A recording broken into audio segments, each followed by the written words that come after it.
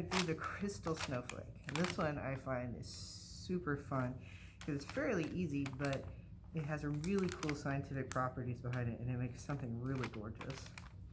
So to do this, you don't necessarily need a ruler. I use it just because I'm not good at measuring thirds, and we have to cut stuff in thirds. You need a tablespoon and a cup measure. We need some scissors, a container of some sort. Mine is clear because I'm hoping we can see into it as the process is going on, but it can be any size as long as it's big enough to fit your snowflake. And then some hot water.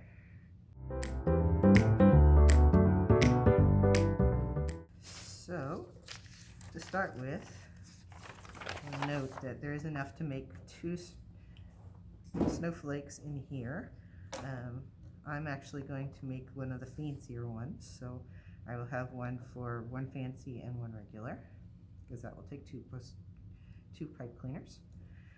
So pull out 2 pipe cleaners, 1 string, we'll need 1 pencil, and the rest of it we can set aside.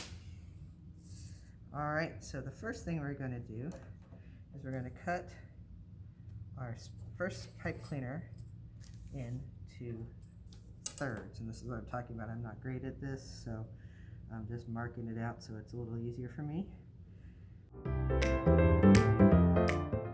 Alright, and this is your basic snowflake, so if you just want to do this one, this is fine.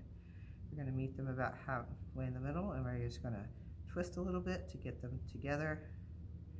And then we're going to add the third one in and twist also.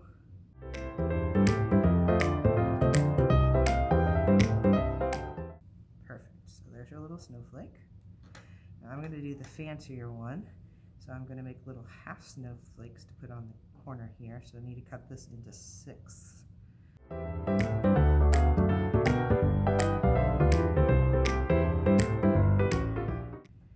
and then to make our fancier ones, we're just going to take up on the edges of these, and we're going to wrap them around like this, and we're just going to do that all the way around.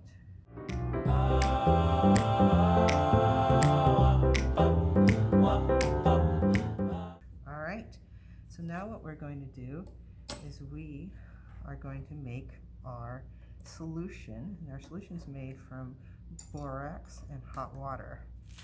And what we're going to do is we're going to dissolve this borax into hot water, and what that does is it makes a solution. So the recipe on the instructions calls for 2 cups of hot water. I'm actually going to use 3 because of the size of my container.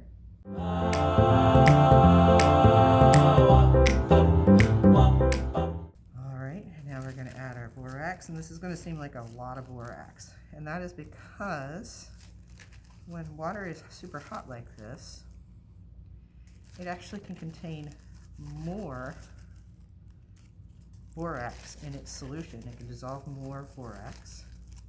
Do note, however, this is toxic if ingested, so just make sure nobody's drinking this. Alright, back to what I was saying. So when the water is hot, and it can actually have more borax dissolve in it. And so we get a super dense solution of water and borax. As it cools down, the borax is going to do what's called falling out of the solution.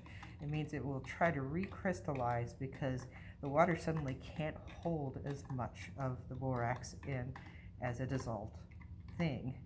Now if you don't have anything in here, then the crystallization is probably going to take place around the edges of the container and on the bottom. But once you place something else on there, it gives a place for those crystals to attach.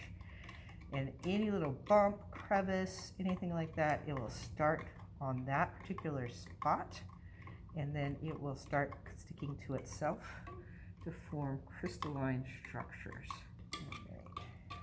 Let that sit for a second, and then I'll start one last time. Meanwhile, we're going to take our snowflake and we're going to tie a string around it.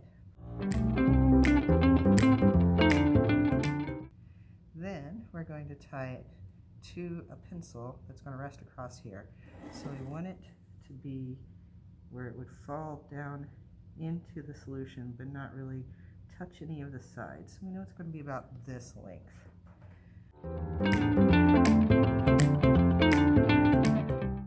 And I'm actually going to trim off a little bit of this independent string because I want as much of the borax to try and cling to the snowflake as I do the string. Alright, and then we're just going to dip this into the solution, let it sink down in there, and now we will have to wait for at least 24 hours for the water to cool down and the borax to start crystallizing.